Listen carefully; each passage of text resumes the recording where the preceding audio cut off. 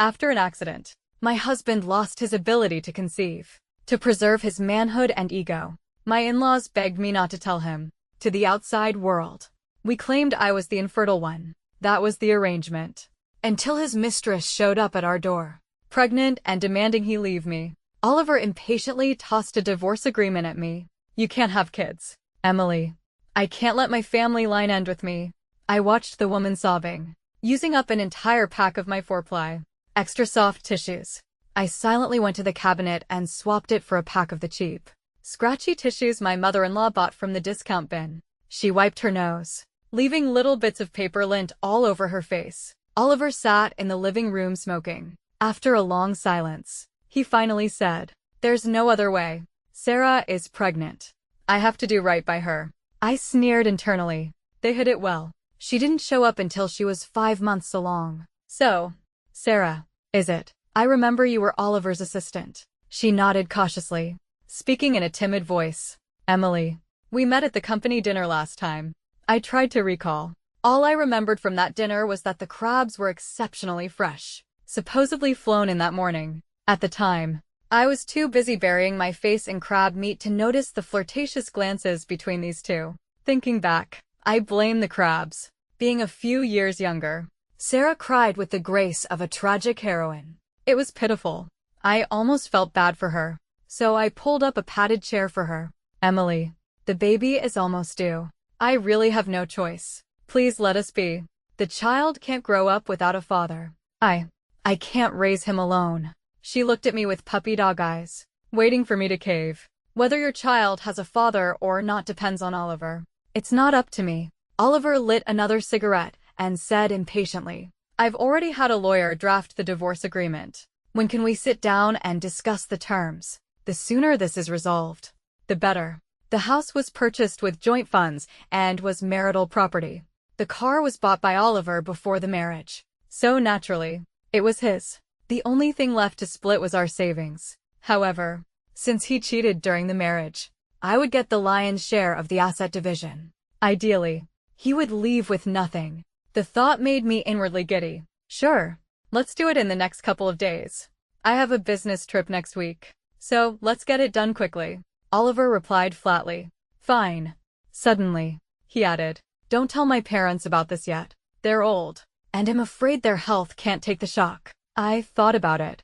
My in-laws really wouldn't be able to take it. 5 years ago, right after we got married, Oliver went to inspect a construction site and had an accident. When he was rushed to the hospital, the doctor told me his reproductive organs had been crushed, and he had essentially lost the ability to procreate. My mother-in-law, Brenda, nearly fainted outside the hospital room. "My son has been excellent since he was a child. First in his class, 5-time Employee of the Year. How could this happen?" Honestly, I couldn't see the causal link between his personal achievements and getting injured. But Brenda spent 5 whole minutes listing every award he'd ever won, reciting his GPA down to the decimal point. The doctor shook his head and whispered to me, "You might want to get your mother-in-law a psychiatric consult." My father-in-law, Harold, sighed and ultimately made a decision that went against all logic. "We cannot speak of this. Not to the ancestors. Not to the public. And especially not to Oliver. We must not destroy his confidence as a man."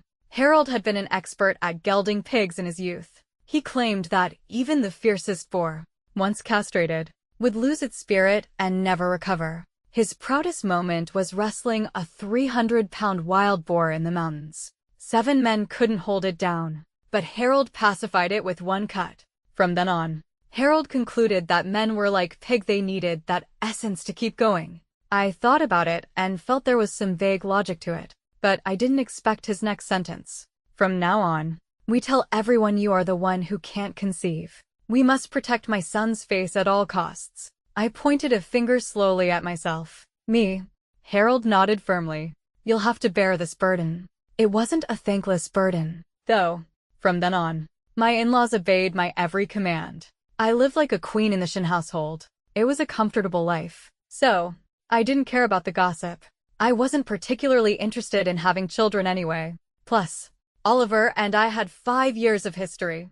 But I never expected that years later, a mistress would show up with a pregnant belly, crying and begging me for a divorce. It didn't take a genius to figure out that the child in Sarah's belly couldn't be Oliver's. Harold was right. A castrated pig doesn't have the essence to go around messing things up. But if the pig doesn't know he's been castrated, he acts just like every other breeding boer if there's slop in the trough. He'll try to eat it. Seeing that I had relented, Sarah stopped crying. Oliver, the baby is kicking a lot today. I'm scared to be alone. Can you stay with me? Oliver's gaze instantly softened. Okay, I'll stay with you. That look made me pause. Over the years, he had harbored a lot of hidden resentment toward me because of my infertility. When neighbors brought over candy to celebrate a grandson's birth, he threw it in the trash. When colleagues invited him to baby showers, he always made excuses. Even if a hen laid an extra egg back at his parents' farm, his face would darken. Oliver really loved children. So, for years, his dissatisfaction with me had grown. Today, that dissatisfaction finally found an outlet. His lover was pregnant. He had a legitimate reason to divorce me. I felt no emotion, only the joy of the large sum of money I was about to receive. After they left, I contacted the best divorce lawyer in town. I sent him the video of Sarah forcing the issue, along with various evidence of Oliver's infidelity. The signs had been there for a long time. I had just been collecting them. The next day, I went to work as usual and told my boss to prioritize me for a 6-month exchange program in Europe. My boss patted my shoulder, saying I had great dedication and that this was a fantastic opportunity. I smiled. It was indeed a fantastic opportunity. By the time I returned from the exchange, Sarah would have given birth, and the next season of this drama would be ready to air. After work, Brenda called to tell me she had visited the orphanage again. A new group of orphans came in. I saw a healthy baby boy, only 3 months old. He doesn't recognize people yet. If you have time, go with Oliver to take a look. If it's a match, apply quickly.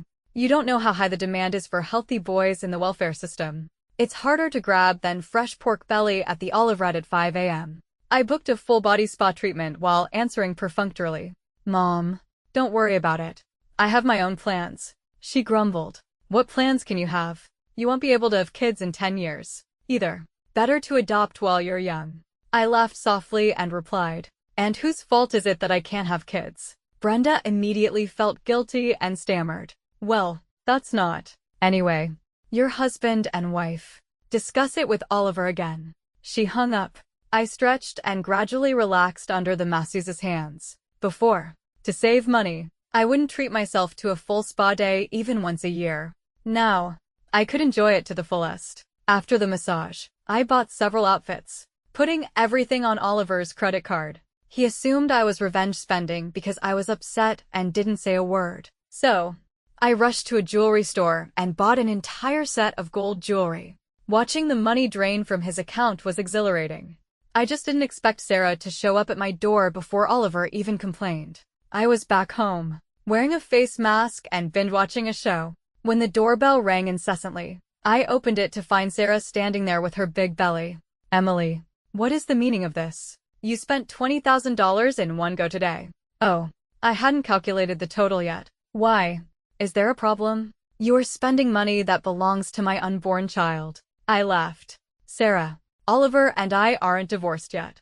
I am spending marital assets. She grit her teeth. You're going to divorce sooner or later. His money is for my baby. You spent so much in one breath. Haven't you considered my child? This time, I actually laughed out loud. Sister, has pregnancy rotted your brain? Why should I consider your child?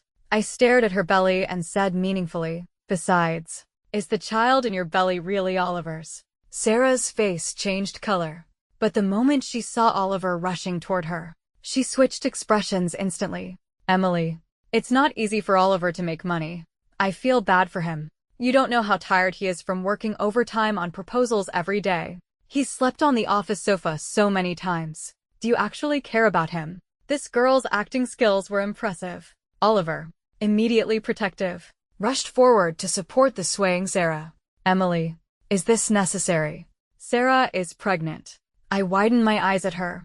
I intended to play the innocent victim, but Oliver scolded me in a low voice. Don't you dare glare at Sarah. Sure enough, once a couple turns against each other, everything you do is wrong. Sarah shrank into Oliver's arms and whispered, It's my fault. I just feel bad that you work so hard. Emily went to the spa and bought clothes today. Spending so much of your money. Who knows how much overtime you'll have to work to earn that back. Oliver hugged her tightly and soothed. It's okay. I'm getting promoted to group vice president later this year. My salary will double. Well, earn it all back. My ears perked up. I immediately caught that crucial piece of information. Group VP meant a salary of over $1 million a year. Sarah stared at the gold necklace around my neck with venom in her eyes. Emily sure has a good life. I deliberately rolled up my sleeves, revealing a pair of glittering gold bangles. The life is pretty good. Indeed, Oliver warned me. I've put a limit on the secondary card. You can't spend recklessly anymore. It'll push the divorce through as quickly as possible. You'd better cooperate. Don't worry. If the conditions are right, I'll cooperate. He led Sarah away. As he left, he didn't forget to remind me. We're going to my parents for dinner next weekend. Don't blow our cover. I had forgotten about the monthly visit to the countryside. Sure. But since you kept the card, I was planning to buy your parents 2 winter coats. What a shame. Gritting his teeth, Oliver transferred $3,000 to me. Is that enough? Sure. I took a shower, went back to my room, and bought 2 down jackets on a discount app for $5 each. I loaded the rest of the money onto my beauty salon membership card. On the day of the visit, I put the cheap jackets into 2 Heinz shopping bags. Oliver drove us. We didn't speak the whole way. As we neared the countryside, he spoke tentatively. Sarah hasn't been feeling well these past few days. Her rented apartment is damp and not suitable for a pregnant woman. I want her to stay at our house for a couple of days. He was really pushing his luck. Do you hear yourself? Is that something a human being would say?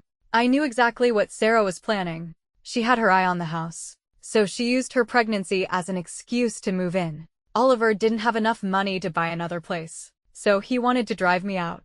Emily, you've been unable to bear children all these years I've been married to you. I put up with it. Now, can't you make this one small concession? I took a deep breath to calm myself. I won't give up the house. Just rent another place for her. Oliver sighed helplessly. Sarah feels bad about spending my money. She refuses to stay in a hotel or let me rent a new place. See, this is the skill of a high-level manipulator. Minimal investment for maximum return. Exceptional acting. She'd rather stay in a damp, north-facing room and gamble on the man's guilt, just so she could eventually justify taking over the nest. I own a share of that house. I won't let a mistress move in. Besides, if she moves in, what will the neighbors think? If rumors start spreading, won't your parents find out? At that thought, Oliver gave up. He was a filial son. Mentioning his parents worked best. When the car arrived in the village, my in-laws were waiting early. Brenda winked at me as soon as she saw me. Have you thought about what I told you last time? That baby boy is really nice. His eyes are like grapes. He smiles whenever he sees me. He looks just like a grandson of mine. Talk to Oliver and settle it quickly. I yawned and took out the 2 thin down jackets. Mom, Dad, these are this year's new style lightweight down. Gifts for you. Harold was sitting by the heater looking like a bundled up quail, drinking wine and bragging that he had castrated dozens of pigs this year, claiming no one in the village could match his skill. I laughed heartily, thinking, maybe you should have saved some karma for your son. Brenda scolded. Drinking all day. Your hands shake so much. Be careful you don't castrate yourself one day. She paused, realizing that was taboo, and glanced subconsciously at her son. Oliver was staring at his phone, texting, probably chatting with Sarah. He didn't even put it down during dinner. Brenda put food in Oliver's bowl. Look how thin you've gotten. Eat more. Son, what Mom means is, you two should adopt a child soon. I went to the orphanage a couple of days ago. And now, Oliver interrupted unhappily. Mom, can someone else's kid be as good as your own? Kids in orphanages are abandoned. They have psychological issues. Why do you insist I adopt? I buried my head in my food and said nothing. Oliver glanced at me. Besides, I'm not the one with the problem. Brenda fell silent, then sighed. Oh, child. I just think you two are at the age to have kids. Oliver declared confidently. There will definitely be a child. I promise. Next year you will be holding your grandson. Dinner ended on a sour note. Oliver went to the yard to smoke. I sat on the sofa scrolling through my phone. Out of the corner of my eye, I saw him on the phone, looking tender. coaxing Sarah not to worry and promising to rush back to keep her company. Brenda sneaked to the door and listened for a while. Who is he talking to? So sweet. I covered for Oliver. Work stuff. Don't worry about it. He's getting promoted soon. So it's inevitable he'll be busy. At a time like this, I absolutely could not let Oliver know he was infertile. Otherwise, the divorce wouldn't happen. And I'd lose a lot of money. Brenda said proudly. That's right. My son is capable. Management at such a young age. His future is boundless. If that kid from the orphanage comes to our house, he'll be lucky. I cracked sunflower seeds and agreed. Yes, yes, your son is the best. As it got dark, Oliver came in after his call and said we were leaving. Brenda complained. Didn't we agree you'd stay the night? It's dark and hard to drive. Leave tomorrow morning, Oliver said unnaturally. I have work to do back home. Let's go now. He looked at me. I took the hint and stood up.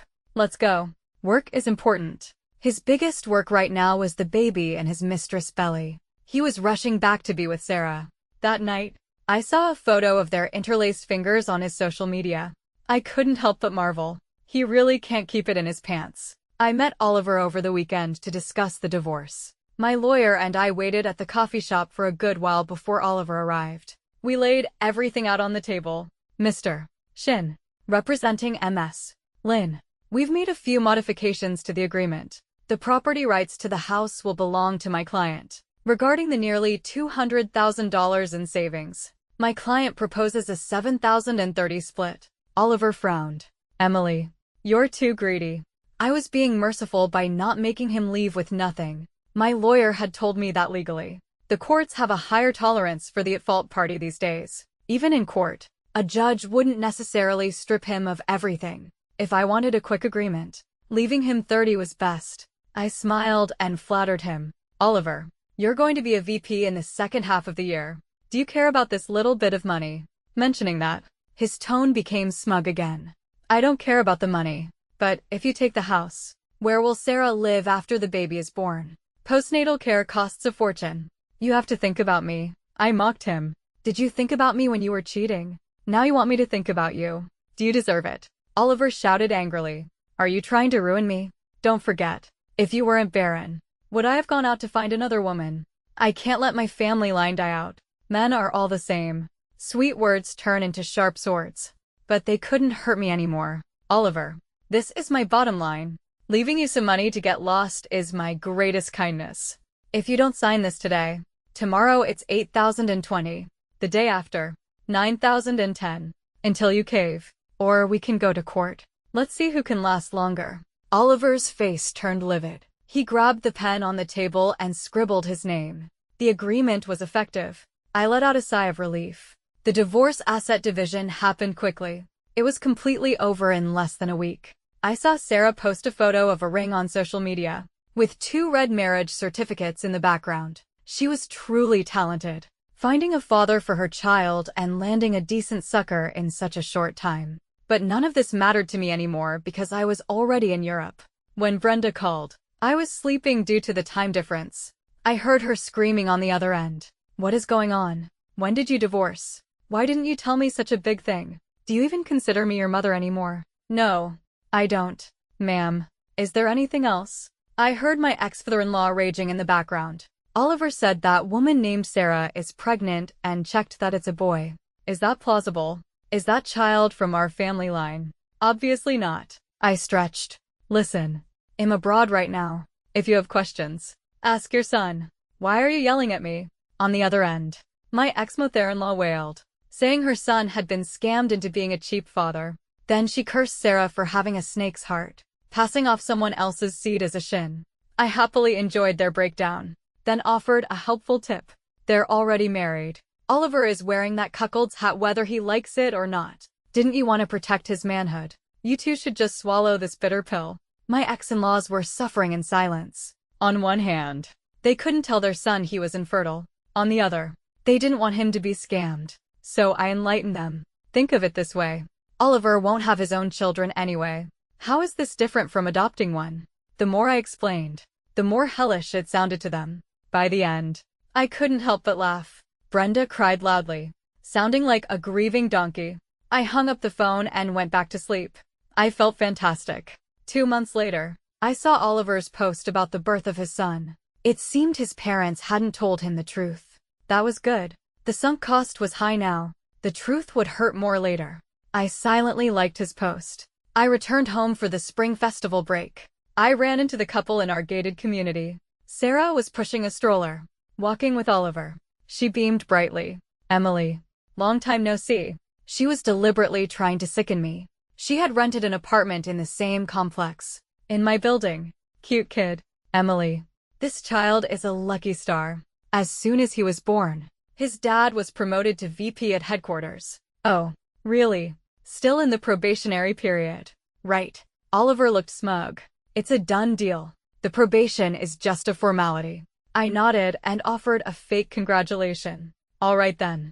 Congrats. When I got home, I opened my email and clicked on a draft I had written 2 months ago.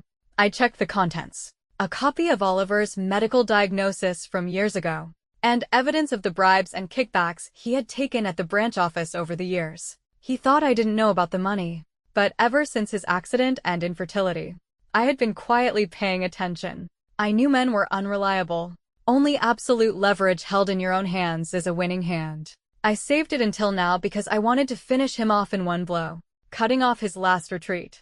He had spent 5 years preparing for this promotion to Group VP. It was arguably his only chance to rise. Cutting off his future was my goal. Picking a lucky day, I hit send. That same night, it caused a massive uproar. Amidst the chaos, I flew back to Europe. Oliver called me frantically. I didn't answer a single one. I blocked him on everything.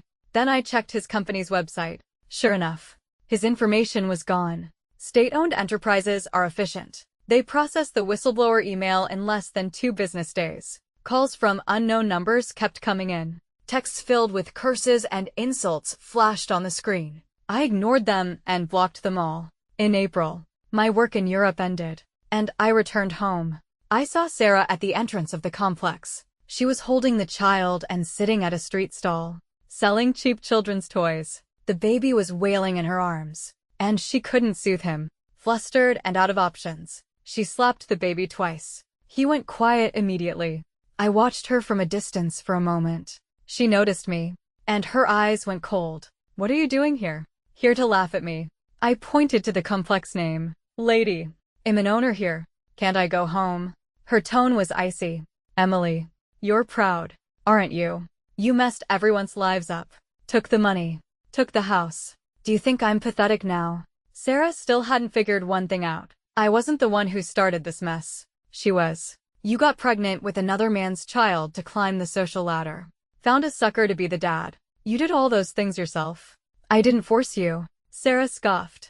Flies don't bite seamless eggs. Oliver isn't a good thing either.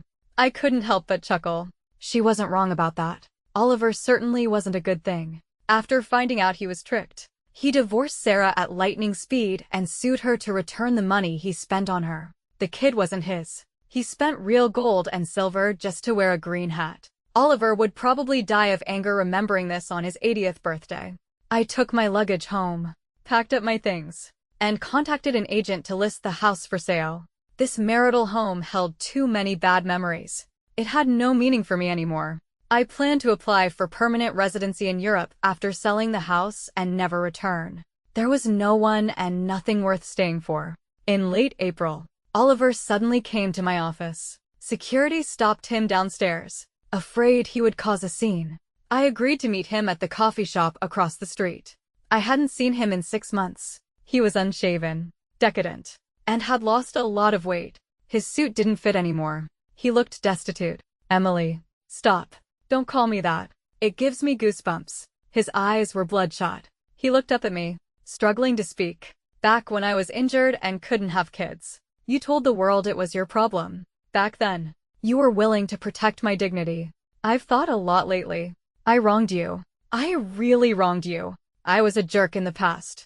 I hope you can forgive me. I thought he was here to settle a score, but he came to confess. Men are truly pathetic. However, I knew this dog's temper too well. The confession was half sincere, half fake. The ultimate goal was to get me back, because he had nothing now. The money and house were with me, and his career was ruined. Meanwhile, my career was booming. Aside from me, he couldn't find a better partner. Oliver. Saying this now is meaningless. We have separate paths. Whether you get rich or die in a ditch has nothing to do with me. Oliver's face changed.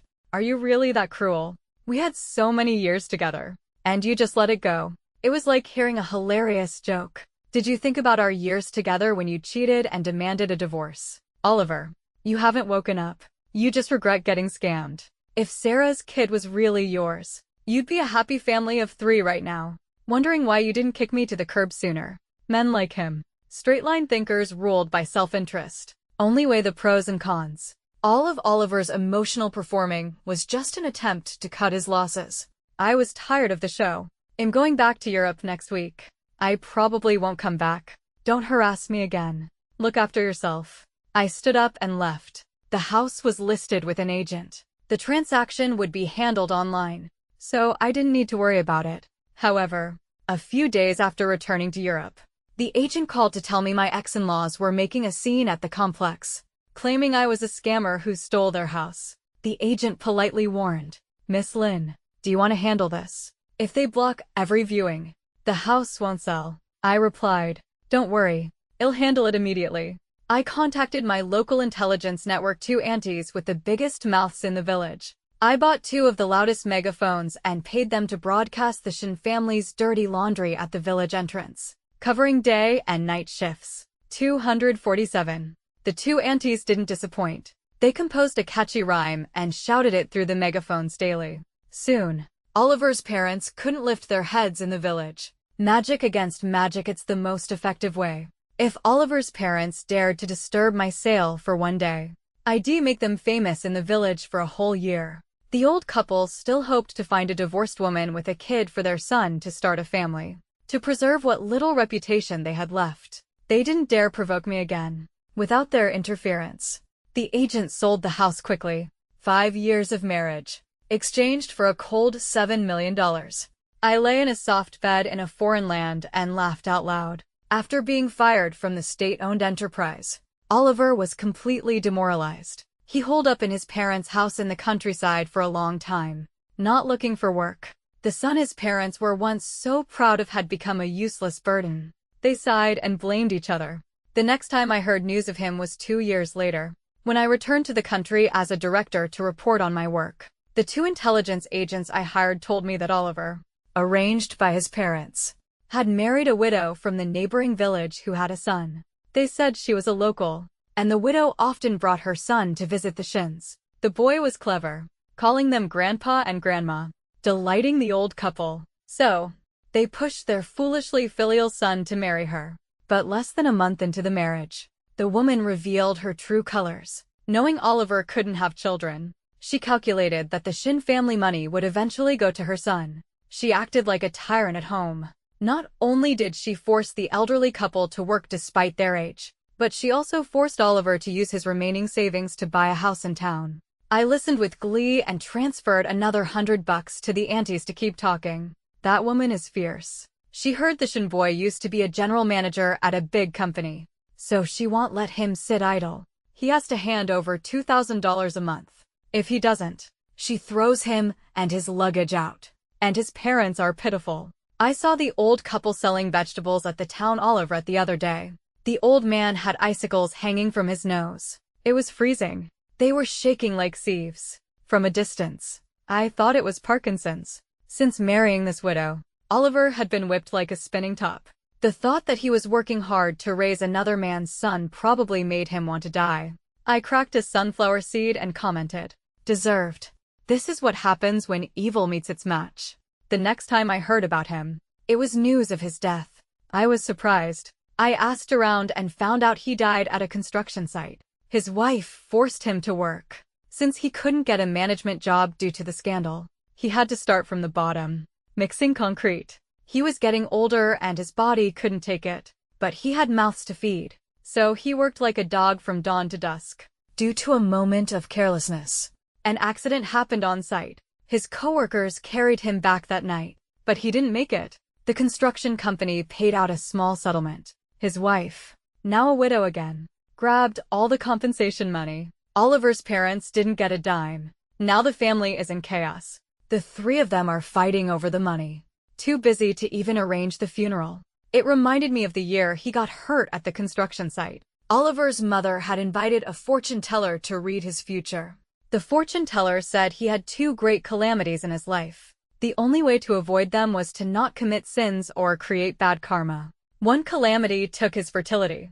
The other took his life. Both happened at construction sites. But if he hadn't cheated, he would be in upper management by now, never touching a construction site, and wouldn't have lost his life. Thinking about it, everything was destiny. In the end, there was no funeral. The body was hastily cremated and buried. His affairs were left unsettled, and no one even burned paper money for him during the holidays. His parents and his wife fought several lawsuits, turning into enemies over the compensation money. Since then, the Shin family's old house has become even more dilapidated, as if its life force was drained away.